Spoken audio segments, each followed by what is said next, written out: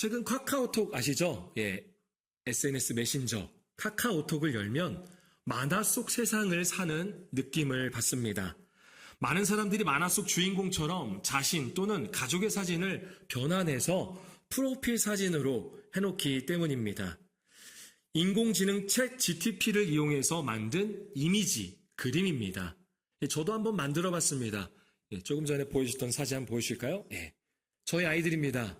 아이들 사진을 애니메이션 효과로 이렇게 만들어 봤습니다. 만화풍으로 했더니 이렇게 그려줍니다. 다음 장면 보실까요? 어딘가요? 저희 교회의 실외와 실내입니다. 사진을 찍어서 바꿔달라고 했더니 이렇게 만화풍으로 바꿔줬습니다. 그런데 이미 이런 이미지 변환하는 게 논란이 되기도 합니다. 실제 원작이라고 할 수 있는 만화가나 제작사에서 저작권 침해를 이야기한 것입니다. 저작권의 사전적 의미는 이렇습니다. 문화, 예술, 학술에 속하는 창작물에 대하여 저작자나 그 권리 승계인이 행사하는 배타적, 독점적 권리, 저작자의 생존 기간 및 사후 70년간 유지된다 라고 합니다.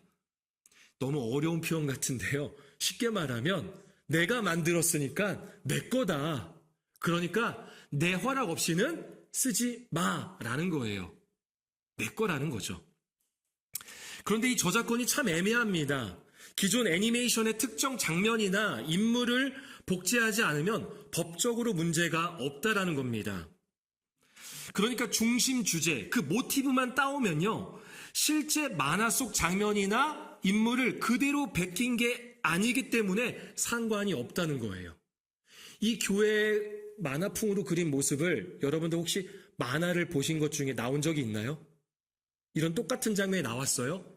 저희 아이들을 만화처럼 그렸는데 그것을 만화에서 본 적이 있어요? 없죠. 그러면 저작권에 걸리지 않는다라는 겁니다. 아무래도 AI라는 이 인공지능에 대해 법이 또 언제 바뀔지 모르겠습니다. 저작권은 참 중요합니다. 저작권은 중요해요. 우리에게 있어서도 소유권이 굉장히 중요한 것처럼 말이죠. 우리의 삶에서도 누구의 것인가? 이것이 굉장히 중요합니다. 오늘 말씀해 보면 예수님을 못마땅하게 여기는 바리새인들과 헤롯 당원들이 등장합니다.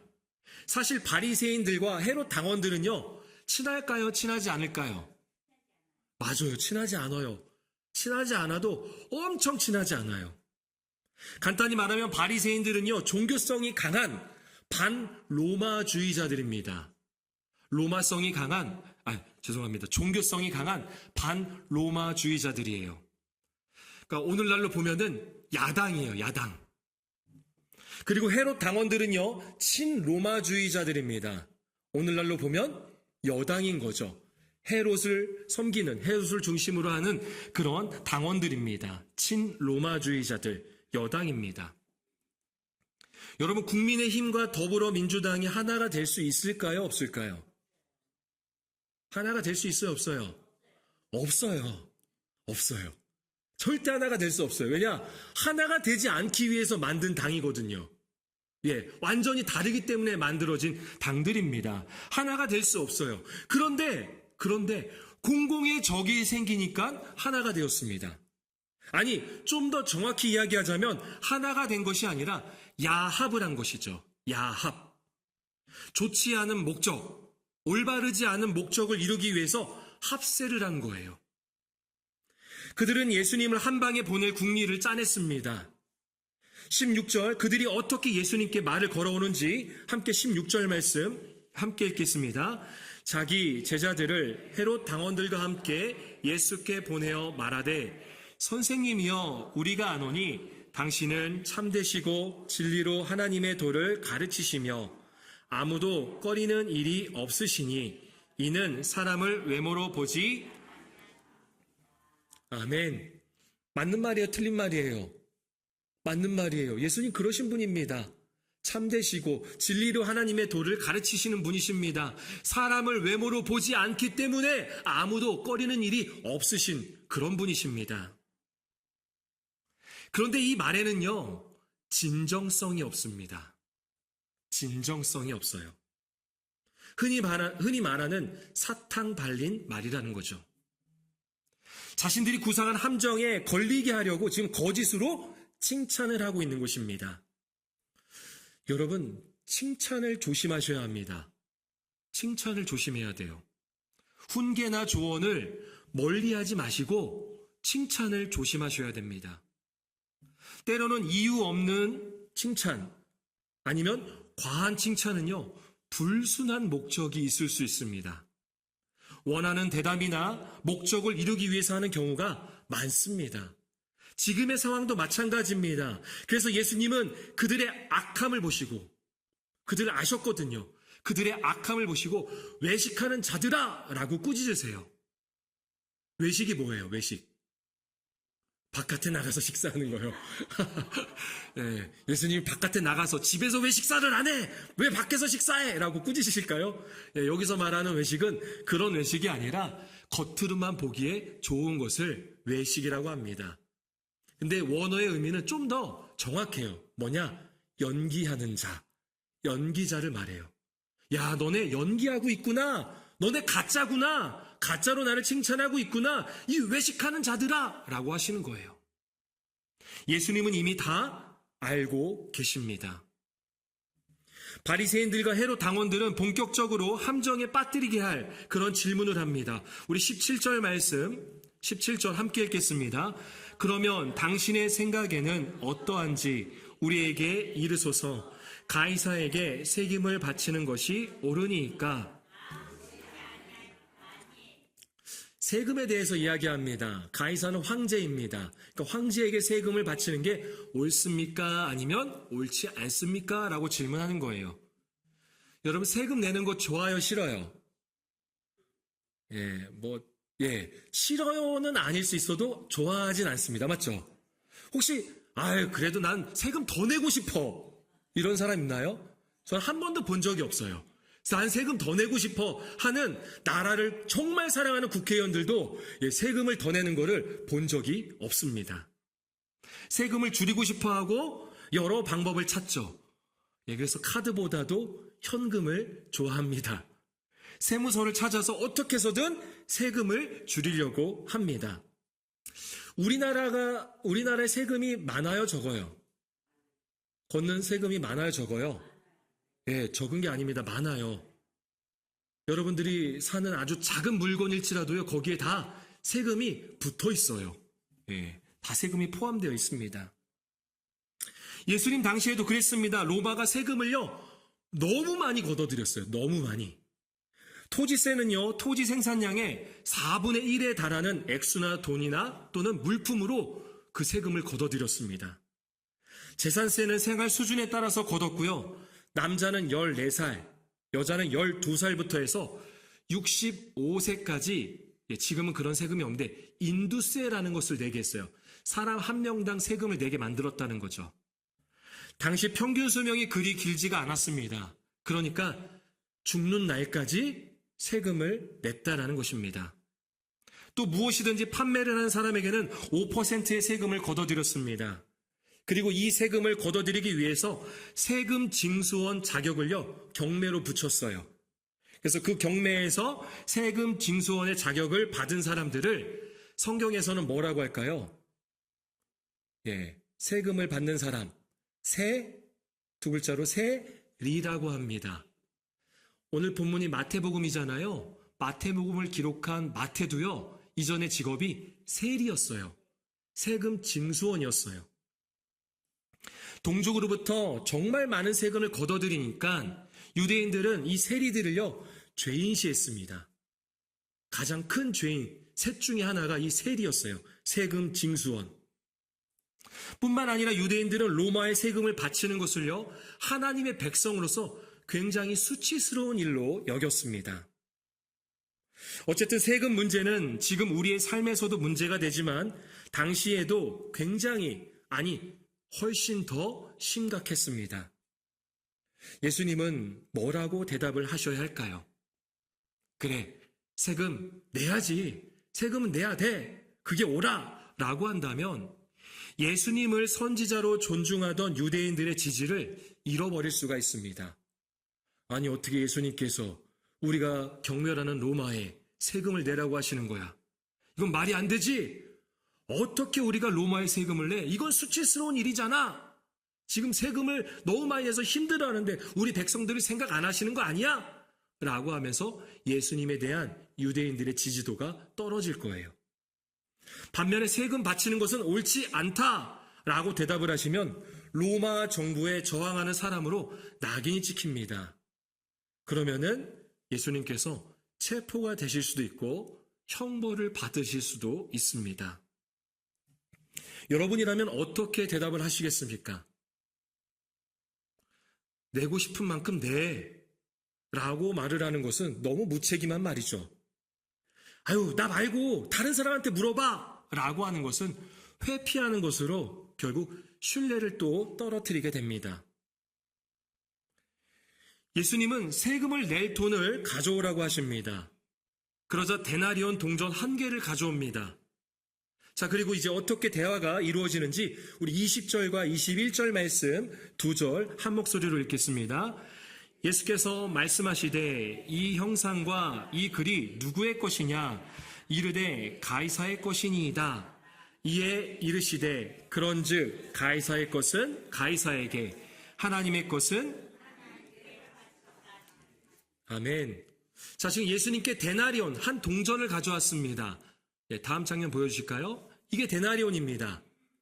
데나리온은요, 이 동전은 직경이 22mm 정도 됩니다. 그러니까 우리가 아는 500원짜리 동전보다 작아요. 작아요. 그리고 앞면에는 티베리우스 황제의 흉상이 있습니다. 여러분들 보시는 것처럼 흉상이 있고 거기에는 이런 문구가 써 있습니다. 아우구스투스로부터 신성을 부여받은 그의 아들 티베리우스 카이사. 그러니까 가이사 황제라는 말이죠. 신격화하고 있습니다. 뒷면에는요, 월계수 잎을 들고 있는 황후의 좌상이 있는데 거기에는 이런 문구가 있죠. 최고의 제사장이라는 문구가 있습니다. 바리새인들이 싫어할 만합니다. 어쨌든 이러한 동전을 가져왔습니다. 그리고 예수님의 질문에 그들은 이렇게 대답을 하죠. 이 형상, 이 문구는 가이사의 것입니다. 가이사의 것입니다. 그러자 예수님 말씀하시는 겁니다. 그러면 가이사의 것은 가이사에게 바치라 라고 말씀하세요. 황제의 것은 황제에게 바쳐라 라고 합니다. 이 바쳐라의 원어의 뜻은요, 돌려주라입니다. 한글 성경은 바쳐라 라고 했는데요, 실제의 뜻은 돌려주라예요. 그러니까 황제의 것은 황제에게 돌려주라라는 것입니다. 세금을 내라는 거예요? 내지 말라는 거예요? 세금을 내라는 거예요. 내라는 거예요. 바울도 로마서 13장에서 세금을 바치는 것이 마땅하다라고 이야기했습니다. 왜냐하면 권세자들이 하나님의 일꾼이 되어서 항상 힘쓰고 있기 때문이라는 거죠. 그래서 세금도 내야 되고 그리고 청구서도 지불하고 나라의 지도자를 존중해야 한다고 이야기했습니다. 가이사의 것은 가이사에게, 예수님께서 이렇게 말씀하신 이유는요, 단순히 세금을 잘 내라 라는 의미만을 말씀하신 것이 아니라 이 나라의 국민으로서 책임과 의무를 다해라 라는 의미입니다. 이 나라의 질서가 유지되도록 최선을 다하라라는 의미인 것입니다. 그래서 이 나라가 하나님의 나라로 회복되어야 된다라는 것입니다. 이게 우리의 사명입니다. 나라의 지도자를 존중하고 세금도 내고 청구서도 지불해야 합니다. 나라의 법도 잘 지켜야 합니다. 쓰레기를 함부로 버려서는 안 됩니다. 공중 질서도 잘 지켜야 합니다. 국민으로서 의무를, 책임을 다 해야 합니다. 폭언, 폭설, 폭력, 이간질을 자제해야 합니다. 도덕적인 시민 의식을 가져야 합니다. 왜요? 이 나라를 하나님의 나라로 회복시키는 사명을 우리가 감당해야 되기 때문입니다. 그래서 때로는 하나님의 나라의 모습이 아니라면, 하나님의 뜻이 아니라면 아무리 지도자라 할지라도 파면될 수 있고 파면되어야만 합니다. 지금의 지도자뿐만이 아니라 어떤 지도자가 된다 하더라도 하나님의 뜻에 맞지 않다면, 그리고 하나님 나라의 질서를 확립시키지 않는다면 어떤 지도자라 할지라도 파면될 수 있는 거예요. 모든 사람은 다 그렇습니다. 가이사의 것은 가이사에게 돌려주라. 우리는 국민으로서 의무를 다하는 것은 이 나라가 하나님 나라가 되도록 그렇게 회복되기 위함인 것입니다. 이 나라에 하나님의 질서, 정의, 그리고 하나님의 통치가 나타나도록 우리가 국민으로서 의무와 책임을 다하는 모현제교회 성도가 되시기를 축원합니다. 그리고 또 하나 예수님께서 말씀하시죠. 가이사의 것은 가이사에게 돌려주라 라고 하시면서 하나님의 것은 하나님께 돌려드려야 한다 라는 것도 말씀하십니다. 여러분, 데나리온 동전에 새겨진 형상은 누구였죠? 가이사였습니다. 가이사였어요. 그런데 저와 여러분, 우리에게도 새겨진 형상이 있다라는 거예요. 우리에게도 새겨진 형상이 있어요. 창세기 1장 26절 말씀 우리 같이 한번 읽겠습니다. 하나님이 이르시되 우리의 형상을 따라 우리의 모양대로 우리가 사람을 만들고 그들로 바다의 물고기와 하늘의 새와 가축과 온 땅과 땅에 기는 모든 것을 다스리게 하자 하시고, 하나님께서 사람을 만드실 때 우리의 형상을 따라 성부, 성자, 성령 하나님의 형상을 따라, 다시 말해서 그 성품대로 우리를 만드셨다는 거예요. 그래서 우리는 하나님의 형상대로 지어진 존재입니다. 하나님의 형상이 새겨진 존재라는 거예요. 다시 말해서 하나님의 것을 하나님께로 돌려드린다라는 것은 하나님의 형상, 즉 하나님의 성품대로 만들어졌지만 우리의 죄로 인하여서 하나님의 성품이 우리는 잃어버렸어요. 하나님의 성품을 잃어버렸어요. 그래서 그 성품을 다시 회복하는 것이 바로 하나님의 것을 하나님께로 돌려드리는 것입니다. 미국에서 조이 펠로십 교회를 담임하고 있는 박광철 목사님이 계십니다. 이 목사님이 미국에서 목회를 하시다가 종종 한국으로 들어오시는데요. 그때마다 제일 힘든 게 교통수단이었다고 합니다. 버스를 타고 전철을 타는 게 너무 힘들었다는 거예요. 너무 복잡하니까요. 그래서 지인 중에 한 분이 차를 빌려줬다고 합니다. 이 목사님이 내 차가 아니니까 조심스럽게 사용하고 미국으로 돌아갈 때 감사의 인사를 하며 그 차를 돌려줬다고 합니다. 또 한 번은 캐나다 여행을 갔는데 차를 렌트를 해서 로키 산맥을 여행했다고 합니다. 역시 이 차도 내게 아니기 때문에 여행을 마치고 나서 렌트카 회사에 차를 돌려줬다고 합니다. 그러면서 그는 내가 살아야 하는 101가지 이유라는 책에서 이러한 설명을 붙입니다. 제가 한번 읽어보겠습니다. 생명에 대해서 생각해 본다. 아무도 자기가 원해서 이 세상에 태어나지 않는다. 내가 정한 가정에서 특별한 때에 태어나지 않는다. 생명은 일반적으로 주어진 것이며 일정 기간 동안 사용할 뿐이다. 옛날 진시 황제는 죽지 않으려고 불로초를 먹었다고 하지만 결국 세상을 떠났다. 중국의 모택동도, 김일성도 더 오래 살려고 최고의 음식을 먹고 운동을 했지만 어쩔 수 없이 떠났다. 아무리 강한 권력자나 엄청난 부를 소유한 재벌이라도 생명을 마음대로 연장할 수는 없다. 사실상 생명은 부모가 만들어준 것도 아니다. 생명은 조물주의 신비한 능력으로 주어진 것으로 생명의 주인은 조물주다. 그래서 생명은 어느 기간이 지나면 다시 조물주에게 돌아가게 돼 있다. 죽었다를 돌아가셨다라고 표현하는 데에는 그럴 만한 이유가 있다. 내 것이 아니라 남의 것이면 조심스럽게 사용한 후에 반드시 돌려줘야 한다. 생명은 내 것이 아니므로 내가 마음대로 단축시킬 권한이 없다. 다만 창조주가 허락하시는 동안 감사한 마음으로 향유할 따름이다. 오늘도 조물주의 것인 나의 생명을 소중하게 다뤄야 하겠다. 내 것이 아닌데 내 것처럼 다루면 안 된다는 건 맞는 말이다. 그래요, 안 그래요? 예. 나는 누구의 것이죠? 나. 여러분들은 하나님의 것입니다. 하나님의 형상대로 지음받은 그렇게 하나님의 성품이 새겨진 존재가 여러분들이십니다. 여러분, 우리가 우리의 생명을 다시 돌려드리는 그날까지 우리는 원래 우리에게 새겨졌던 하나님의 형상을, 그 성품을 회복해야 합니다. 이것이 우리의 사명인 겁니다. 그 성품이 뭘까요? 바울은 성령의 9가지 열매로 말하죠. 사랑, 희락, 화평, 오래 참음, 자비, 양성, 충성, 온유, 절제.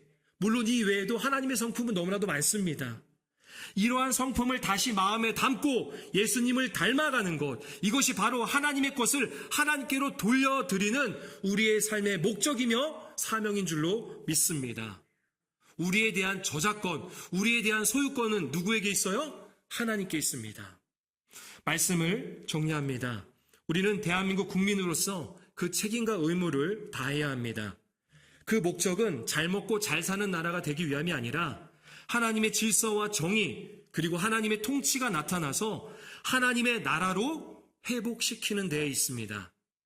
하나님의 나라가 되도록 대한민국 국민으로서 책임과 의무를 다하십시오.